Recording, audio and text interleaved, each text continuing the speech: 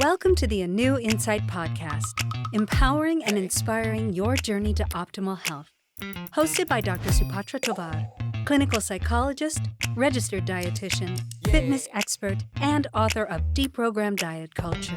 Rethink your relationship with food, heal your mind, and live a diet-free life. I follow my guests' journey to optimal health, providing you with the keys to unlock your own wellness path. Tune in and evolve with us. Hi, everyone. I am so thrilled to have licensed psychotherapist, speaker, and self-described anger expert, Bronwyn Schweigerdt, with us today. Bronwyn, welcome. Thank you, Supatra. Very excited to start to pick your brain on all things anger. Before I do that, I am going to read a little bit about Bronwyn so you know about her background, and then we'll get right into our questions. Bronwyn Schweigerdt is a licensed psychotherapist, speaker, and self-described anger expert whose groundbreaking work redefines how we view emotions like shame, rage, and betrayal. With master's degrees in both counseling and nutrition, she blends a deeply embodied psychodynamic approach to therapy with her passion for truth-telling and emotional liberation. Her mission is not to fix people's problems, but to help them feel the emotions they've been taught to suppress, especially the ones society shames most.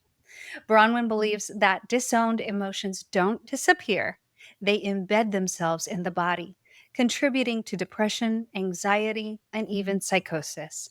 Through her clinical work and her podcast, Angry at the Right Things, she empowers people to reclaim their emotional lives, transform their relationship with anger, and reverse the lasting effects of trauma. Welcome, Bronwyn. Thank you. Well, I would love to delve into your background. That's really where I love to start, is finding people's inspiration. And like you, like me, and like you, we both have backgrounds in nutrition. I would love to hear what inspired you to start counseling, what inspired you to study nutrition, and how did this all lead you to explore the power of anger in emotional healing? Yeah, thank you. So I did not go looking to go back to school and get another, master's degree and another career whatsoever. I was very happy in the nutrition realm.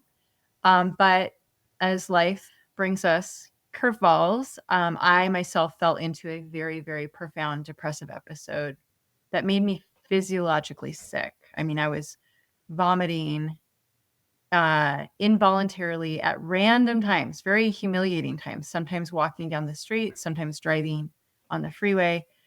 And then I couldn't stop eating as well. So it was just this weird thing where I'm vomiting, but I'm, gaining 30 pounds in a couple months as well. And I'm eating day and night, waking up feeling like I'm starving. So I knew it all started at the same time as the depression. So I knew it was related. I had no idea how, but I went on a search for a good enough therapist who could help me figure it out. And I think a good enough therapist is someone like a good friend or a good parent who is a mirror, who helps you understand yourself. I did not have any luck. I tried many different therapists. And every time I sat there sitting on their couch and thinking to myself, Bronwyn, you are hardly functional right now, but I still think you might make a better therapist than this person.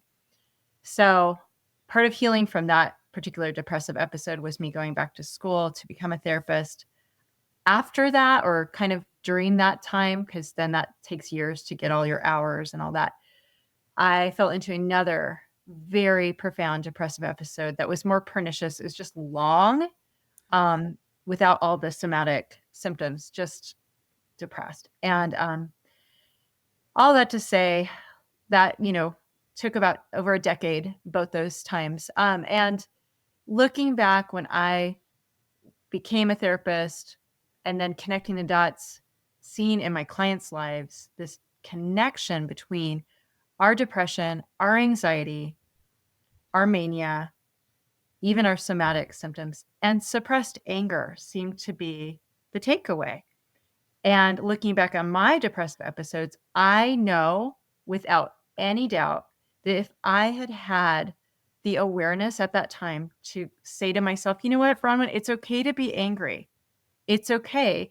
We can channel this anger out of our bodies with assertive speech and say, hey, you know what? That's not okay. I'm going to say no. Honest to God, if I had said that for that second depressive episode, at that time, it would have saved me like a vortex of suffering and pain after that. And what happens is when we don't allow ourselves to feel that anger, to honor it, to channel it out of our bodies with assertiveness, with boundaries, with accountability, we end up betraying ourselves. And our bodies, I believe, are always communicating to us. They are always speaking and they're saying, hey, WTF, like you are betraying me. And so, I look at that was my body, all that anger was stagnating inside of me, making me sick. And I see that with my clients who have anxiety right before their panic attacks. I say, well, it seemed like, that thing that happened could have made you angry if you allowed yourself to feel angry. Oh yeah, maybe that did make me a little angry, but we dissociate from our anger because we were conditioned from childhood. Don't be angry.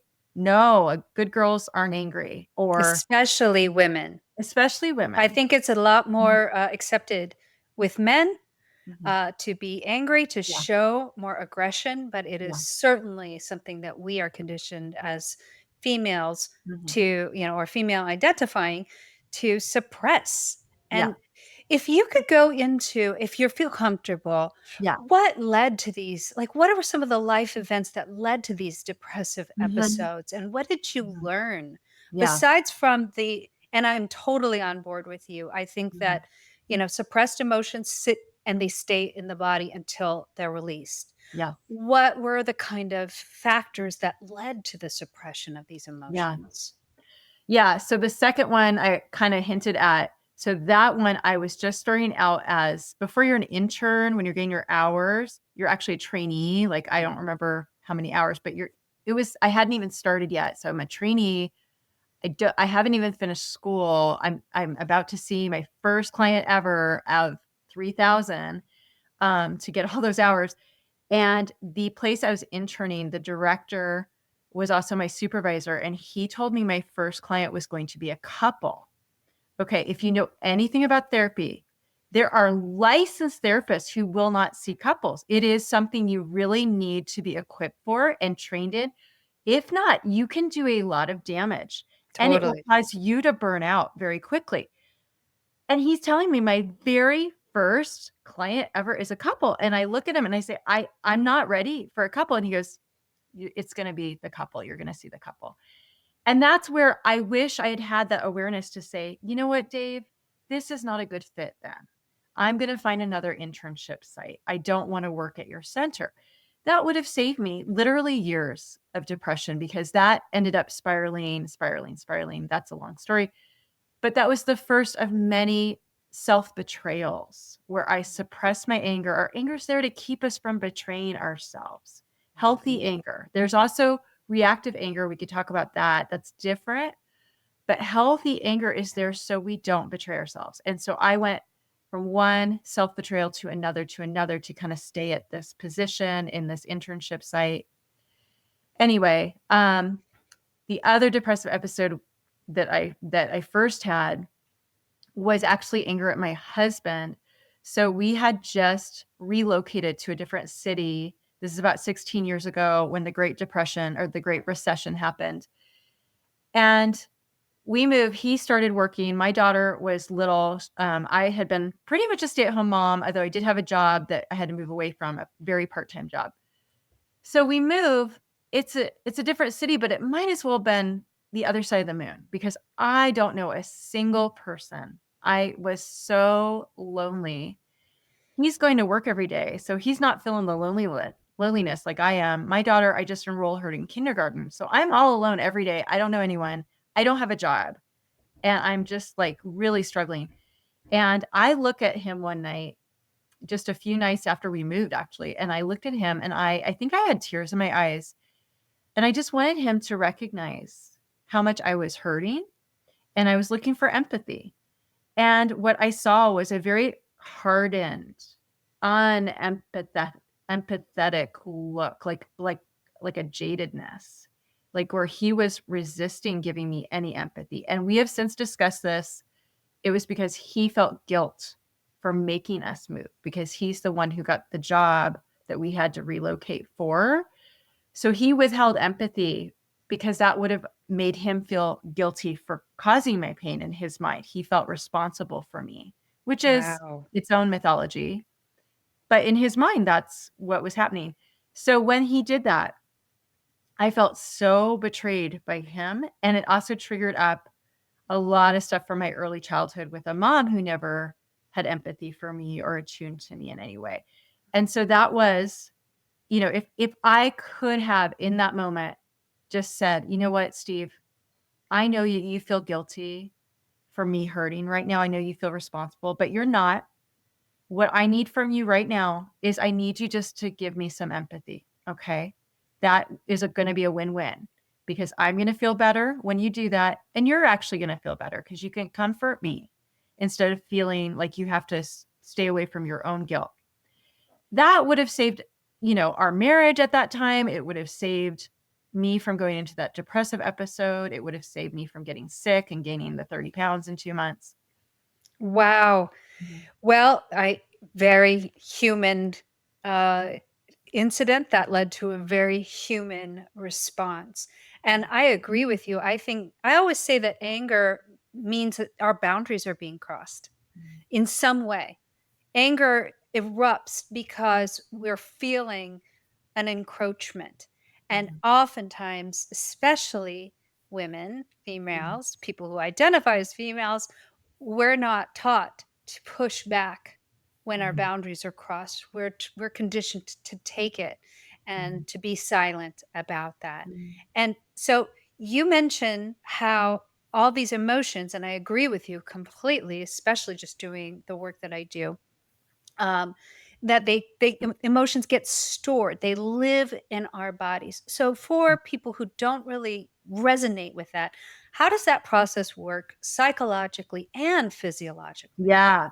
So I recently gave a continuing education unit lecture, and you have to do a lot of research because to get approved by the APA, they want you to cite recent studies. So it was actually really fun. And I learned there is so much research, like peer reviewed, published journal research, psychological, that the word here is alexithymia. So that word means without words, literally. A means without, and then lexi, like lexicon, means vocabulary.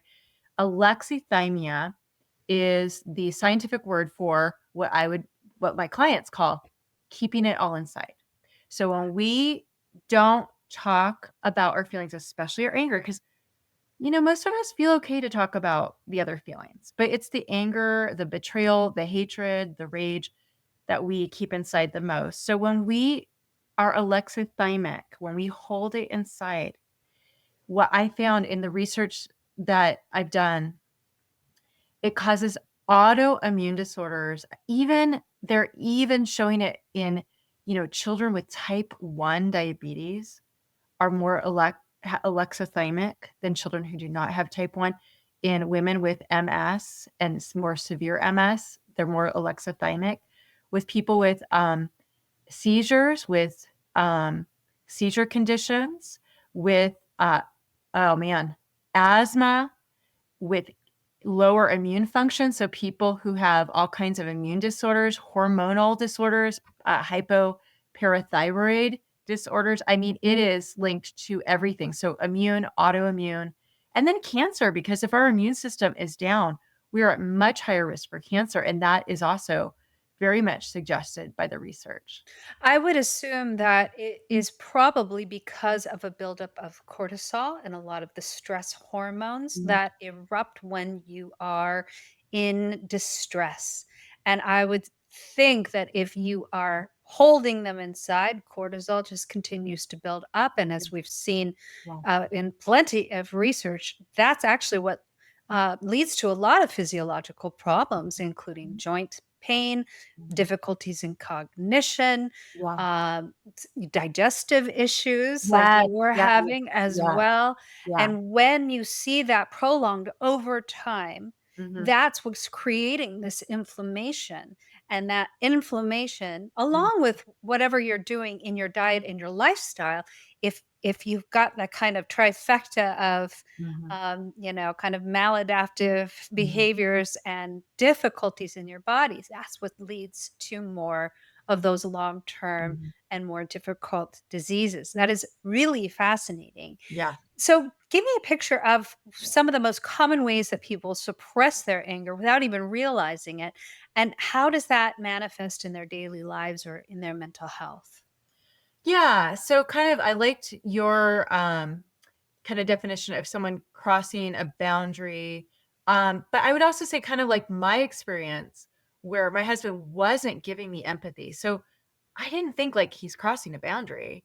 It was more like you're not being the responsible attachment figure you're supposed to be. And that's a type of betrayal that I think is even more common and more insidious because we don't allow ourselves to feel that or notice that. It's so hidden. It's so, covert. So when someone, our partner, our parent, especially, those are mainly the two that I see in therapy, um, that we have these expectations on them to attune to us, to show empathy, to nurture us. That means by validating our feelings, by saying, "Oh yeah, Bronwyn, I see how hurt you are right now, and it breaks my heart."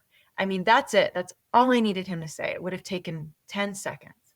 But when they don't, when they fail us, when they invalidate our feelings, when they gaslight us, right? Um, that is really, really going to mess with our bodies if we're not paying attention, if we're not acknowledging it, and if we're not doing something about that. Absolutely. And I think you can even look at that from the attachment lens, Mhm. especially if you're coming from anything other than secure attachment. And that's, I'm sorry, most people, it's very rare to find somebody completely Yeah. securely attached. Mhm. You see a lot of those behaviors from a caregiver to the child that really disrupt the child's sense of safety. Yeah. I really love to couch things in terms of safety. A child really has very simple needs, love and Mhm. safety. Those two primary things. And when Yeah. they're not feeling that, they're not getting that, that's when they have a lot of these physiological reactions that then kind of inform and then shape their own Yeah. attachment styles. And we're looking often to resolve those. And that's what we see when we get into our partnerships. We actually Mhm. tend to find people to partner with that are similar to the people that we've had difficult attachments with in our childhood. So Wow. we're kind of recreating these environments in hopes of resolving that Yes. attachment and becoming safe again and then becoming secure. But it doesn't often happen. You just see a cycle repeated. And it sounds Yeah. like that happened with you Mhm. when you were mentioning, your mother not showing empathy and Mhm. then your husband not as well. Mhm. Yes, and I will say what you're saying, absolutely couldn't agree more, that we try to, so what I call that, or what, I think psychodynamic therapists will call that, is we're working something out. We're trying to work something out in the present that we didn't ever get in the past. And I like to say that when we do that with a present relationship, what we're really trying to do through this partner is I'm trying to prove to little Bronwyn that her mom really does love her through my partner. So I find a partner similar to my mom, invalidating, doesn't give a lot of attunement. And if I can make him validate me, if I can help get him to attune to me, then I'm proving to myself that I am really lovable. I'm like closing that deal, right? Exactly, exactly. That's what I see Mhm. most often Yes. in my therapy office is that, once we actually really understand objectively what was going on in our childhood, when we can see that pattern of behaviors from our caregivers from a more, detached and objective standpoint, you can Mhm. see how that pattern plays out in your life. And that's when everybody's like, oh my God, the aha moments.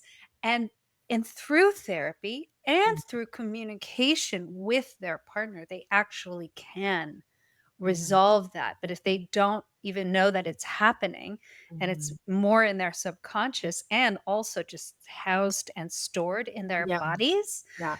it's really difficult. And that's why I think, I mean, I always say everyone needs therapy. And that is not like as a derogatory thing. I think therapy is so invaluable for making these kinds of But you connections and get a good resolve. therapist It who you do, and I agree with you. you. I've Yeah. had my share, and I've heard some horrifying stories from my clients, and it just makes me sad for the Yeah. profession, and it just, Mhm. illuminates a need for better Mhm. oversight, you know, I don't wanna say gatekeeping because I don't like that word, but just Mhm. really like some more close Yeah. supervision and maybe even better classes out there. Yeah. Um, just more experience is needed for Yeah. so many people. So, pivoting a little bit, but not really.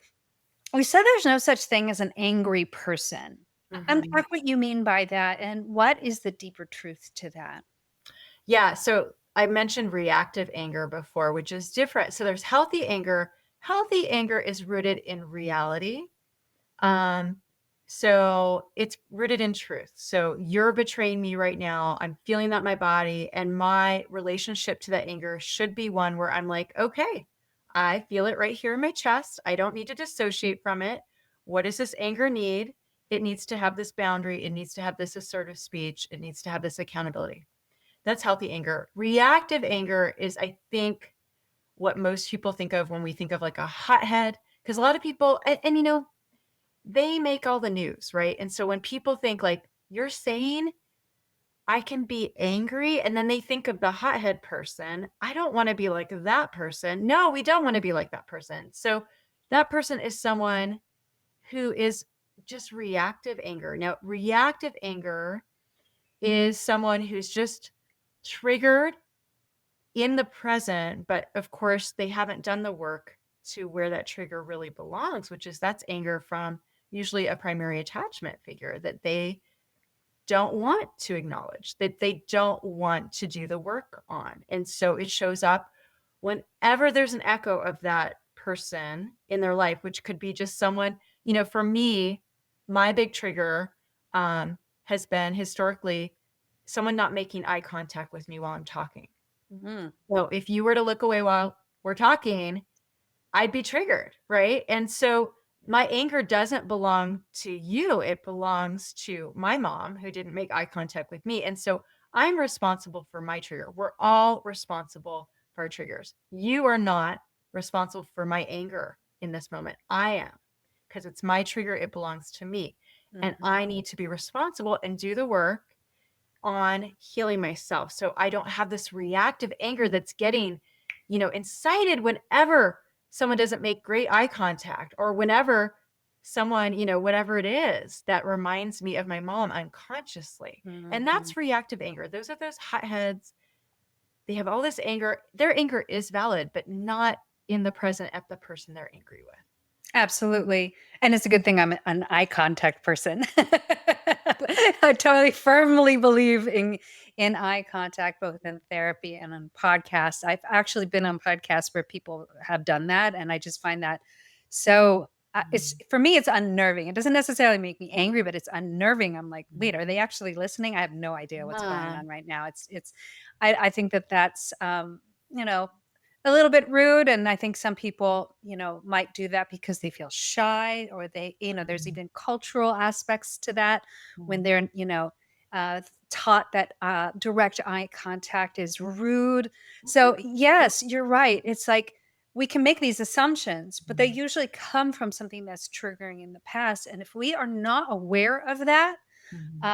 that's, I think, where the reactivity Yes. comes out.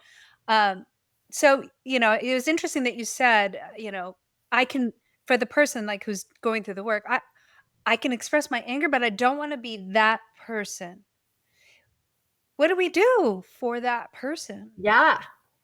So that person is all of us. Let's be honest. We all have triggers. I've never met a human without triggers. And this is triggers I see not as something to be ashamed about, but something to see as an opportunity to heal our relationship with ourselves. So I'm really glad you asked that question. So I'll give you another example. A few years ago, my daughter, I'm going to say triggered me. It was my trigger. But so another trigger I have had historically is when I'm in the presence of another person, but it's silent. I cannot handle it. It feels like rejection, if I'm honest. And I've just now kind of been able to name what it feels like. I just knew it felt too uncomfortable. So we got in a fight because I tried to ask her a question because I can't handle the silence. She didn't want to answer my question. I got mad at her. We got in a fight. About an hour later, when I was settled down, I just sat down. I just sat in my chair. I closed my eyes. I replayed everything in my mind. And I thought, oh my God, I was triggered because I can't handle silence. That's a me problem. I need to reflect on what's going on for me. So I closed my eyes and I let myself just feel what I felt when we were together. And I let myself feel that in my body. And so I felt it in my gut. Usually that's where we feel shame. And then I just focus on that sensation and I let my mind just passively float back to the earliest time I ever felt that same sensation. So, by the way, this is what I call an integration exercise. So, this is what I do with my clients. I do this on my podcast so that people who listen can do it for themselves because anyone can do this for themselves. You don't need a therapist to do this. I do it to myself, still. So, um, so I come up with a memory of when I was 3 years old, my mom, and just the silence. I'm alone with her in the apartment. It's just silent, just so silent. And it feels like rejection. And so what I do is I keep my eyes closed. I imagine my adult self going to little Bronwyn, who's 3 years old, getting down on her level, looking her in the eyes and saying, little Bronwyn, I know how ashamed you feel that you are with this attachment figure all day long, but she's never talking to you or listening to you or making eye contact with you. And I know that you believe it's a you problem. Of course you do. But I need you to see what I see now. I need you to see that her silence, her lack of attunement is not a reflection of you or a you problem. It is 100% a reflection of a mom problem. And so we're going to take all the shame you feel and we're going to put it in this big cardboard box and we're going to give it back to her. And we're going to say, here you go, mom. This is your shame. This I is love this.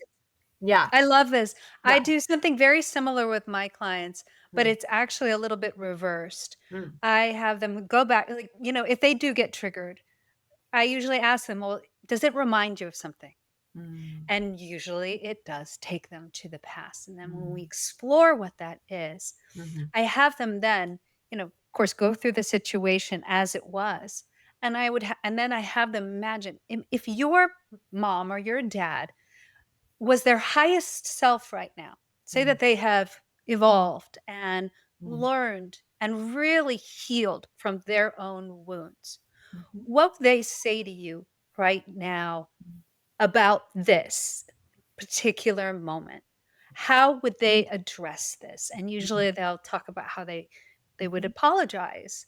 They would say, I was struggling myself. I mhm, was not able to give you mhm. the love, care, safety, comfort that you needed.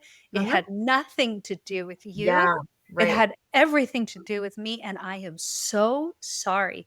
And when they actually go through that exercise, it's like an imagined apology. You may Mhm. not ever get that in life, Yeah, but I have them embody the feeling as if if they were actually apologizing. yeah, How does your body feel? yeah, And that's when I think the emotion releases from their body. So it sounds like we just do a lot of very similar yeah, work, yeah, Bronwyn, and I think it's absolutely imperative that people understand that anger mhm, is healthy. Yes. It is natural. We are meant to feel anger, Mhm. especially when those boundaries are crossed or our needs are not getting Mhm. met. It's Mhm. how we deal with the anger that Mhm. really can make the difference. So I'm so glad you're out there doing this and you're a therapist who, I would go to. That sounds like you really do listen and you really do validate, and we definitely need more people like you. But Mhm. for right now, we're out of time for this half of the podcast, but we're going to come back and we're going to talk in the second half and go even further into the topics of anger and shame and how they're embodied in our bodies. So, thank you everyone for joining us. You've got to tune in next time for the second half of this wonderful interview with psychotherapist, speaker, and self described anger expert, Bronwyn Schweigerdt. Thanks for tuning into the ANEW Insight Podcast. Please remember the contents shared on this podcast is for entertainment purposes only and does not constitute medical advice.